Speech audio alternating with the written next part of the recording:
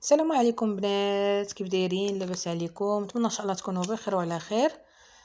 المهم البنات، جيت نطلع لكم بهذه القصه ان شاء الله. القصه ديال اليوم قصه حقيقيه وقعت هنا في المغرب، وفي هذه القصه غادي نتعرفوا على المعنى الحقيقي ديال الغير والشر من اقرب الناس ليك، واللي غادي تكون السبب في الهلاك ديال الشخص بسبب السحر.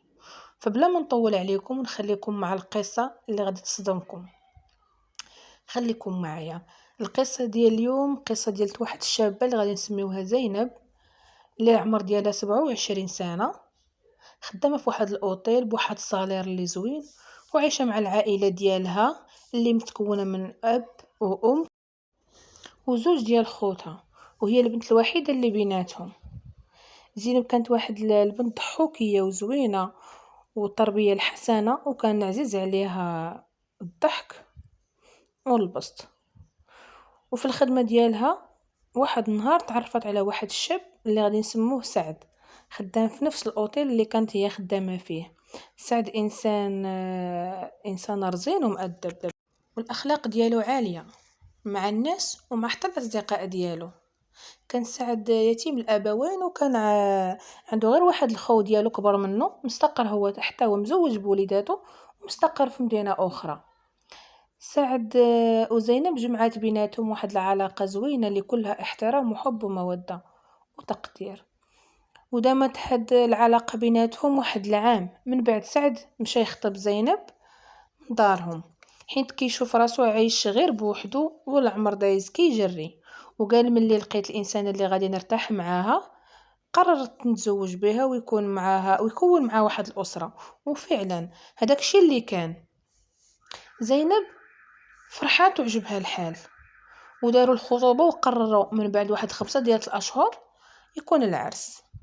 من بين ما يوجدوا الدار والتجهيزات وأي حاجة غادي يحتاجوها للعرس، زينب والأم ديالها كانوا كيوجدوا كل شيء بالزربة حيت الوقت قصير، وكانوا كتعاونهم واحد خالتهم، خالت زينب يعني الشقيقة ديال الأم ديالها، سميتها حليمة، وكانت ساكنة حداهم هي وبناتها 3.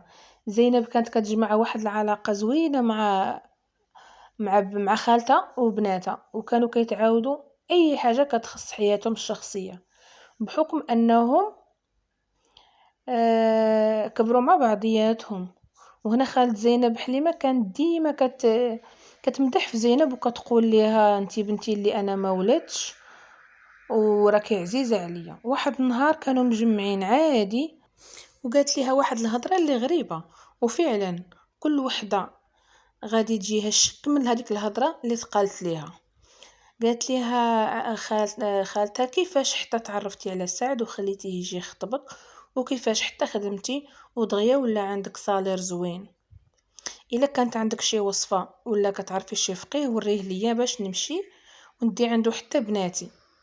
بقات زينب مصدومه من الهضره ديال خالتها وبقات كتشوف فيها، ودغيا جاوباتها خالتها وقالت لها غير كنضحك معاك، وقلبات ليها الهضره ضحك. زينب ما داتهاش في الكلام اللي قالته لها خالتها، وقالت راه غير كتضحك معايا، واصلا بانها هي اللي رباتني مني كنت صغيره. فاش ما كانتش حدايا امي كانت خدامه، ولكن زينب ما كانتش عارفه النيه ديال خالتها الخبيثه اللي كانت كتمنى كون كل شيء تحيد من عند زينب ويمشي لبناتها، خاصة بأن جوج بناتها واصلين على سن الزواج وما عمر شي حد جد قبابهم. من بعد 5 شهور بالضبط كل شيء كان غادي مزيان. سعد وزينب تزوجوا وداروا واحد العرس كبير وكل شيء كيهضر عليه.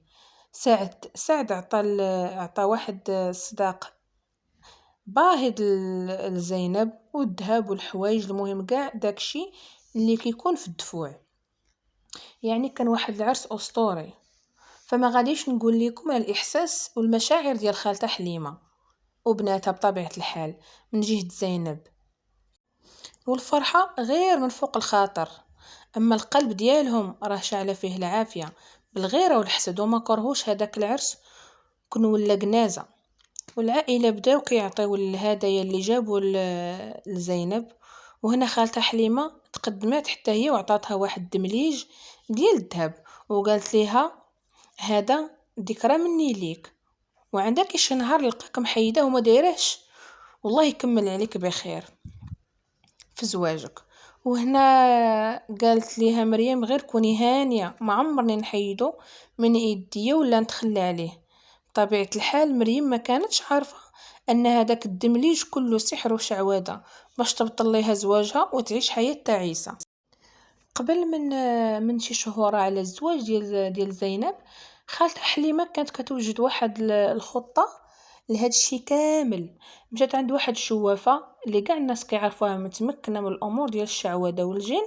قالت لها حليمة انا بغيت اي حاجة اللي عند بنت اختي زينب من فلوس وزهر وخدمة وراجل يوليو من نصيب بناتي. المهم قالت لها هذيك الشوافة تجيب ليها شي حوايج يكونوا ديال زينب وشي حاجة ديال الذهب وشي حاجة من الحوايج ديالها، المهم الشعر والوساخ والضفار والتصاور ديالها وديال راجلها. بدات حليمة كتوجد هادشي اللي قالت ليها الشوافة، فين ما كتلقى شي فرصة كتهز اللي بغات بلا ما تشك فيها زينب، حيت خالتها وكتعتبرها الام الثانية ديالها من بعد الام ديالها.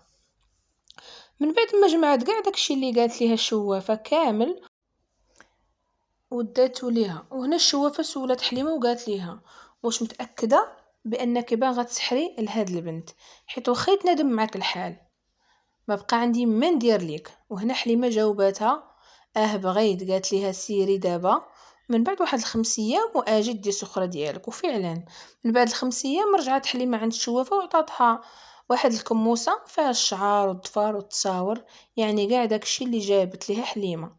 وقالت ليها الشوافة هادي غادي ترميها من هنا لواحد 7 ايام من ورا العرس، وتكون في شي قادوس اللي يكون فيه الماء موسخ ويكون فيه الماء باش ما تبقاش هذيك الكموسه الفوق.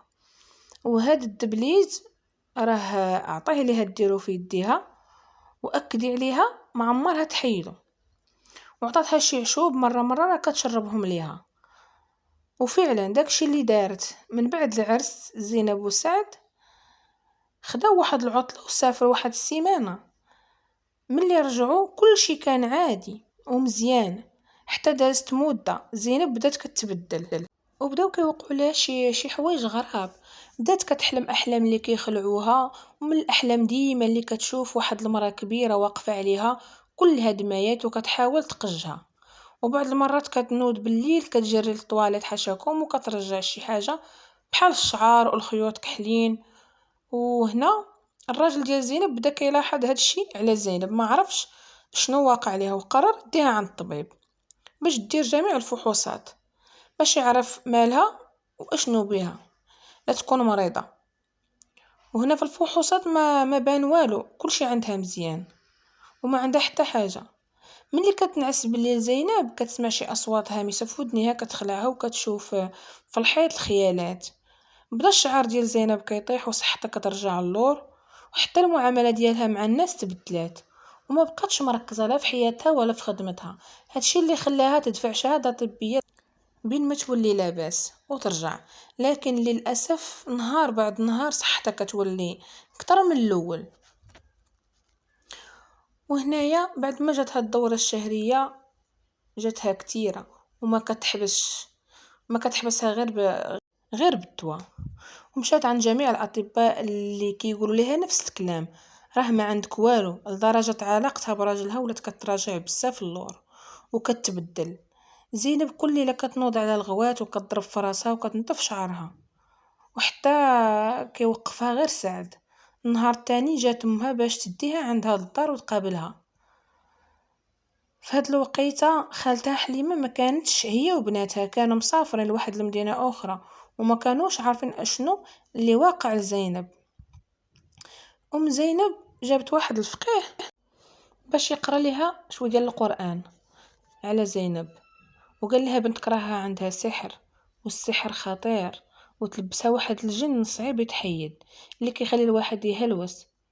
ام زينب بقات مصدومه من الكلام ديال الفقيه وكتحصر على هذا الشيء اللي واقع لبنتها، وكتقول مع راسها شكون هذه اللي عطاتو خاطرو يدير هذا الشيء لزينب، مع العلم ان زينب بنت اللي خلوقه ومع الله عمرها دار. وأذت وما عمرها أذت حتى شي واحد، وداخلة سوق راسها. المهم هداك الفقيه بقى كيحاول مع زينب وكيقرا عليها القرآن، ولكن في كل مرة كتبقى كتغوت وكتضرب وكتنتف شعرها وكتقول شي كلام ما مفهومش، وبحال ماشي هي اللي كتهضر. دازت ايام من بعد ما جات خالتها كتفاجأ على الحالة اللي وصلت ليها زينب. عظامها كلهم كيبانوا وشعرها كله طاح وتصرفاتها كلهم ولاو عنيفين. خالتها حليمة بقات كتبكي بحرقة وندمات على هادشي كامل اللي دارت. باش تغفر الذنب ديالها مشات عند هذيك الشوافة باش تبطل ليها داكشي اللي دارت ليها وتحاول تعالج زينب باش ترجع كيف ما كانت. هنا كتفاجأ حليمة بأن هذيك الشوافة ماتت. بقات كدور في الشارع وكتبكي وكتقول اشنو غادي ندير، وفين ما كيبان ليها شي قادوس في الطريق كتمشي ليه وكتبقى تقلب فيه بحال الهبيله. كتقول على الله لقى هذيك الكموسه اللي عطاتها الشوافه ورماتها تما. رجعت للدار عند زينب وخلاتها حتى نعسات وحيدت ليها داك الدمليج بشويه بلا ما تشوفها هادشي، وبقات كتقرا عليها شويه ديال القران وهي تغسل بالماء ديال الرقيه. على الله يتبطل داك السحر، ولكن هادشي كامل ما قداش، حيت الحاله ديال زينب نهار على نهار كترجع للور وكيولي اليوم كفس من البارح، لدرجه بلاصتها بقات في بلاصتها ما كتنوضش منها، وحتى الماكله والشراب قطعاتهم. غير الام ديالها هي اللي مقابلاها ومعذبه معاها. حتى واحد النهار غادي يصبحوا على الخبر ديال الوفاة ديال زينب، واكيد ما غاديش نقول لكم على الحاله ديال اللي كانت فيها الام ديالها. وخالتها حليمه ملي ساقت الخبار دخلت في واحد الحاله نفسيه صعيبه لدرجه ما كتخرج من دارها ما والو غير ساده عليها. كتصلي وكتطلب الله يسمح ليها، وكل نهار كتفيق كتمشي للقبر ديال زينب وكتبقى جالسه حداه وكتطلب منها المسامحه والغفران. من بعد سنوات حليمه غادي يجيها مرض السرطان في المعده، وبقات مده طويله وهي كتعالج ولكن بلا فائده. فهادوك الايام الاخيره اللي بقات ليها عيطات على اختها اللي هي الام ديال زينب وصارحتها بداك الشيء كامل اللي دارت لبنتها، وقالت لها بانها راه ندمات وما كانتش ناويه توصلها لهاد الحاله.